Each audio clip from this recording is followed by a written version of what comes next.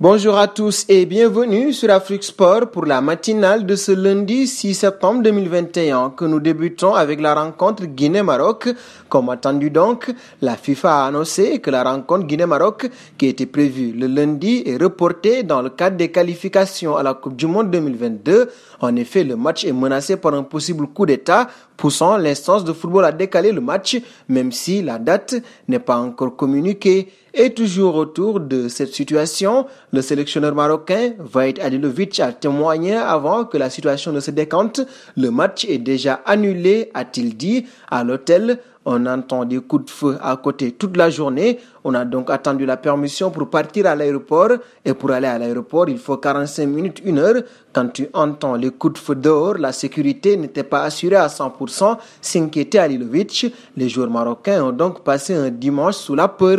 Nous passons auprès d'André Onana alors que son nom avait circulé pour renforcer les rangs de l'Olympique lyonnais. Le dernier rempart camerounais est susceptible finalement de prendre la direction de l'Italie. Selon le site italien Calciomercato, l'Inter de Milan envisage de faire signer André Onana afin d'en faire le remplaçant à long terme de Samir Handanovic dans sa cage. Âgé de 37 ans, ce dernier est à l'Inter depuis près d'une décennie et il sera lui aussi libre de signer où il le veut au terme de l'exercice en cours.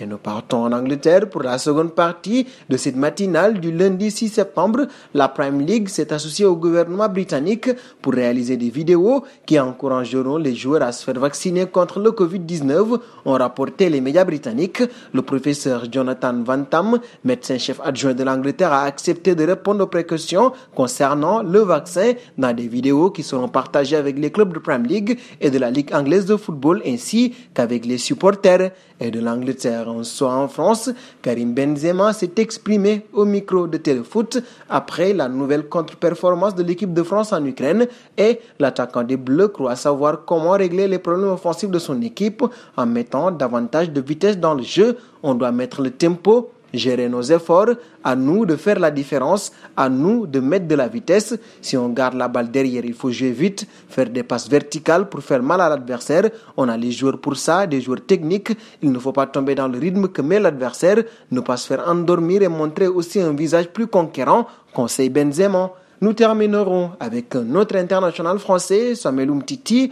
On le sait, les Catalans étaient prêts à libérer le Français de son contrat cet été. Proposition refusée par Umtiti, qui a pu s'en défendre lors d'une réunion pendant laquelle il a défendu ses chances de pouvoir jouer sous Ronald Koeman. Le Français aurait même fondu en larmes à la fin de cet entretien tendu avec Juan Laporta, rapporte Mundo Deportivo. Mais rassurez-vous, ce serait des larmes de joie. Laporta a en effet reconnu un possible manque d'attention du club selon la presse catalane. C'est alors qu'Umtiti a fondu en larmes avec un gros câlin de Laporta. Et nous arrivons au terme de cette matinale du lundi 6 septembre 2021 que nous bouclons avec la question du jour. Comment jugez-vous le traitement réservé à Samuel Umtiti au Barça?